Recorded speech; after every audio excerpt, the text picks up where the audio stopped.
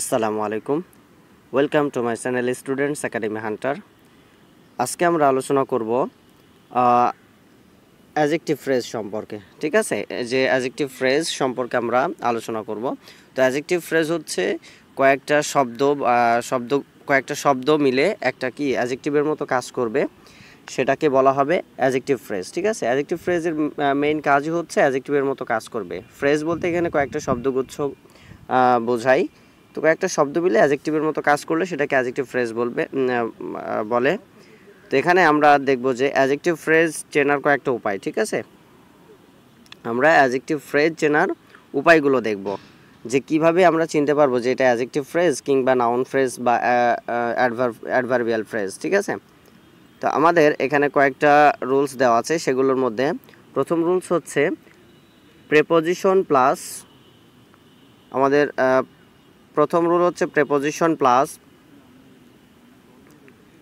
Adjective plus noun. তো এখানে একটা জিনিস খেয়াল করতে হবে, preposition plus adjective plus noun. তো এখানে একটা স্ল্যাশ চিহ্ন দেওয়া আছে, অর নাউন দেওয়া আছে, তার মানে এখানে অ্যাডজেক্টিভ থাকতেও পারে, নাও থাকতে পারে, কিন্তু প্রেপোজিশন প্লাস নাউন হইতে পারে, আবার preposition plus adjective plus noun হইতে পারে। ঠিক আছে, তো এখানে আমরা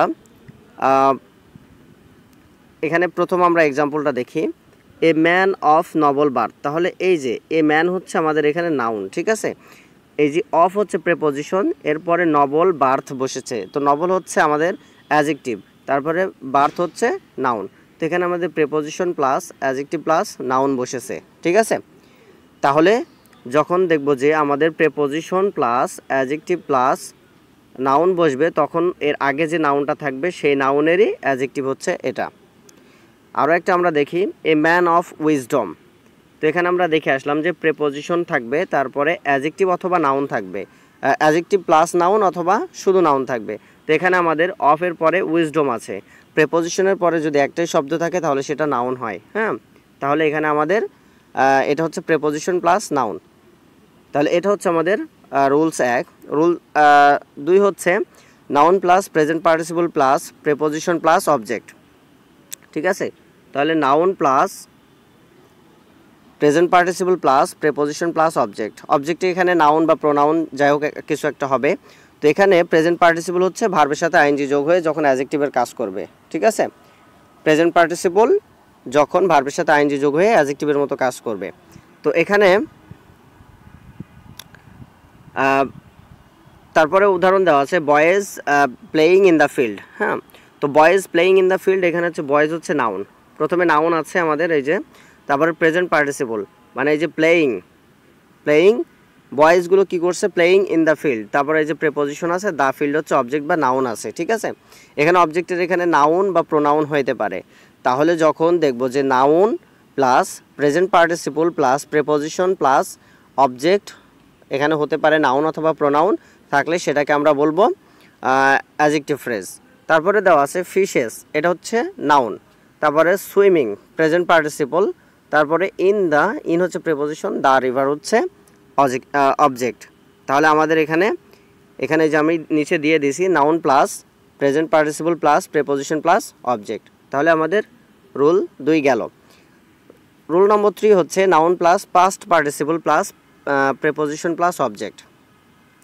তাহলে noun plus past participle plus preposition plus object, এটা যদি থাকে তাহলে সেটাও আমাদের হবে অ্যাডজেক্টিভ ফ্রেজ। তাহলে আমরা এখানে দেখি দ্য কার, এটা হচ্ছে নাউন। হ্যাঁ, এবার মেড ইন জাপান, মেড হচ্ছে পাস্ট পার্টিসিপল, তারপরে ইন হচ্ছে প্রেপোজিশন, তারপরে জাপান হচ্ছে অবজেক্ট, এখানে অবজেক্ট দ্বারা নাউন বা প্রোনাউন হইতে পারে। ঠিক আছে, নাউন বা প্রোনাউন। তাহলে একটা জিনিস খেয়াল করতে হবে, দ্য কার হচ্ছে নাউন, আর এই দ্য কার সম্পর্কে এই যে মেড ইন জাপান, এটা কিন্তু এই দ্য কারের হচ্ছে অ্যাডজেক্টিভ। তো এখানে কয়েকটা শব্দ মিলে একটা অ্যাডজেক্টিভের মতো কাজ করছে, এই জন্য এটাকে বলা হচ্ছে অ্যাডজেক্টিভ ফ্রেজ। তারপরে আরেকটা উদাহরণ দেওয়া আছে, the sky covered with clouds. হ্যাঁ, দ্য স্কাই হচ্ছে আমাদের এখানে নাউন, কভার্ড পাস্ট পার্টিসিপল, তারপর হচ্ছে আমাদের উইথ ক্লাউডস, উইথ হচ্ছে প্রেপোজিশন, ক্লাউডস হচ্ছে নাউন। তো এখানে আমাদের noun plus past participle plus preposition plus object বা নাউন যদি থাকে তাহলে সেটাও আমাদের হবে অ্যাডজেক্টিভ ফ্রেজ। আচ্ছা, তো 4 নম্বর রুলস হচ্ছে আমাদের as plus adjective plus as plus noun, এরকম ফরম্যাট যদি থাকে। তো তো as plus adjective plus as plus noun যদি থাকে সেটা আমাদের হবে অ্যাডজেক্টিভ ফ্রেজ। তো এখানে আমরা দেখি অ্যাজ সফট অ্যাজ ফিদার। তো এখানে অ্যাজ হচ্ছে আমাদের এই যে রুলসের যে অ্যাজ দেওয়া আছে ওটা, সফট হচ্ছে অ্যাডজেক্টিভ, সফট মানে নরম। অ্যাজ ফিদার, ফিদার মানে হচ্ছে পাখা, এখানে ফিদার হচ্ছে যে পালক যেগুলো বলি, তো এটা হচ্ছে আমাদের নাউন। তাহলে এখানে as plus adjective plus as plus noun এই ফরম্যাটটা ব্যবহার করা হয়েছে। তারপরে অ্যাজ ক্লেভার, ক্লেভারটা হচ্ছে অ্যাডজেক্টিভ। অ্যাজ জ্যাকল, জ্যাকল হচ্ছে শিয়াল, শিয়ালের মতো চালাক। তো এখানে এই পুরোটা একটা অ্যাডজেক্টিভের মতো কাজ করতেছে, হ্যাঁ, তো এটাকে অ্যাডজেক্টিভ ফ্রেজ বলা হবে। 5 নম্বর রুলস হচ্ছে অ্যাডজেক্টিভ প্লাস ইনফিনিটিভ যদি বসে, অ্যাডজেক্টিভ প্লাস ইনফিনিটিভ বসবে। তো ইনফিনিটিভ হচ্ছে কি টু প্লাস V1 মানে ভার্বের বেস ফর্ম। তো এখানে দেওয়া আছে অ্যাডজেক্টিভ হচ্ছে ডিফিকাল্ট টু ডু। তো ডিফিকাল্ট টু ডু কাজটা করতে কেমন, ডিফিকাল্ট টু ডু খুবই, কাজটা করতে খুবই কঠিন। তো এখানে অ্যাডজেক্টিভ হচ্ছে ডিফিকাল্ট, তারপরে ইনফিনিটিভ বসেছে to do. Eager to learn, হ্যাঁ, ইগার টু লার্ন। তো ইগার হচ্ছে উৎসুক, তো এখানে এটা হচ্ছে adjective plus two plus V1। তো এরকম যদি থাকে তাহলে অ্যাডজেক্টিভ প্লাস ইনফিনিটিভ থাকলো সেটা আমরা বলবো অ্যাডজেক্টিভ ফ্রেজ। আচ্ছা, তারপর আমাদের 6 নম্বর রুলস হচ্ছে noun plus infinitive plus adjective অথবা অ্যাডভার্ব যদি থাকে, noun plus infinitive plus adjective অথবা অ্যাডভার্ব যদি থাকে আমাদের, তাহলে এখানে আমরা দেখি এ হাউস, এটা নাউন ফ্রেজ, ঠিক আছে, একটা আর্টিকেল প্লাস নাউন এখানে বসেছে। তারপরে এই হাউসটা হচ্ছে নাউন, এই টু লিভ ইন এইটুকু হচ্ছে অ্যাডজেক্টিভ ফ্রেজ, ঠিক আছে, নাউনের পরে ইনফিনিটিভ বসেছে টু লিভ। এবার অ্যাডজেক্টিভ অথবা অ্যাডভার্ব, তো এখানে ইন যদি কোনো সেন্টেন্সের শেষে বা প্রেপোজিশন দিয়েই কোনো কিছু শেষ হয় বা প্রেপোজিশনের পরে আর কোনো শব্দ যদি না থাকে তাহলে সেটা হবে অ্যাডভার্ব, ঠিক আছে, সেই প্রেপোজিশনটা এখানে অ্যাডভার্ব, বেসিক্যালি ইন আউট এগুলোই ব্যবহৃত হয়। আচ্ছা, তারপর আরেকটা দেখি a pen to write with. তো এখানেও আমাদের টু রাইট তারপরে প্রেপোজিশন আছে, তার মানে প্রেপোজিশন এখানে অ্যাডজেক্টিভ হিসাবে বা অ্যাডভার্ব হিসাবে কাজ করবে। তাহলে একটা জিনিস খেয়াল করতে হবে, নাউন থাকবে তারপরে ইনফিনিটিভ বসবে টু প্লাস V1। তাহলে এই যে এটা যেটা আছে টু রাইট উইথ, এটা হচ্ছে এ পেনের অ্যাডজেক্টিভ। আচ্ছা, তারপরে আমরা 7 নম্বর রুলসটা দেখি, সেটা হচ্ছে আমাদের যে adjective plus preposition plus object, হ্যাঁ, adjective plus preposition plus object. তো এখানে হচ্ছে অবজেক্টের মধ্যে নাউন অথবা প্রোনাউন যাই হোক হতে পারে। গুড ইন ইংলিশ, ঠিক আছে, গুড ইন ইংলিশ। তো প্রিপোজিশনের পর অবশ্য নাউনই হয়। তো গুড ইন ইংলিশ, তাহলে গুড হচ্ছে অ্যাডজেক্টিভ, ইন হচ্ছে প্রিপোজিশন, ইংলিশ হচ্ছে নাউন। গুড ইন ইংলিশ, সে ইংলিশে ভালো বা দক্ষ, এরকম। তো তারপরেটা হচ্ছে কেয়ারফুল অফ ডেঞ্জার। প্রিপোজিশনের পর একটা শব্দ থাকলে সেটা নাউন হয়।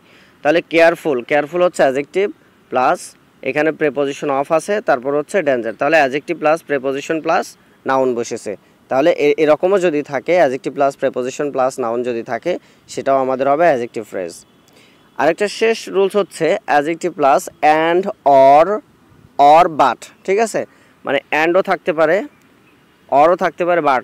একটা জিনিস খেয়াল করতে হবে, এই তিনটা অ্যান্ড অর বাট এই তিনটা শব্দ, এটা কনজাংশন, তো এর আগে যদি নাউন থাকে পরেও নাউন হয়, আগে অ্যাডজেক্টিভ থাকলে পরেও অ্যাডজেক্টিভ থাকবে, মানে এরা প্যারালাল স্ট্রাকচার ফলো করে, ঠিক আছে। আগে যদি ইনফিনিটিভ থাকে পরেও ইনফিনিটিভ বসে।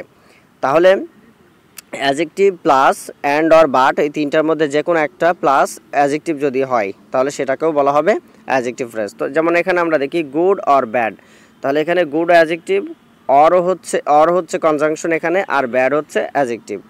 শর্ট অ্যান্ড সুইট, তাহলে শর্টও হচ্ছে এখানে, শর্ট হচ্ছে অ্যাডজেক্টিভ, অ্যান্ড হচ্ছে কনজাংশন, তারপরে সুইট হচ্ছে অ্যাডজেক্টিভ। তাহলে এরকম ফরম্যাটে যদি আমাদের থাকে তাহলে সেটা আমরা বুঝবো যে এটা হচ্ছে অ্যাডজেক্টিভ ফ্রেজ, ঠিক আছে। তো এইটাই হচ্ছে অ্যাডজেক্টিভ ফ্রেজ চেনার উপায়। তো এই কয়টা আমরা যদি ভালোভাবে দেখে রাখি ইনশাল্লাহ আমাদের জন্য অ্যাডজেক্টিভ ফ্রেজ চেনা সহজ হবে।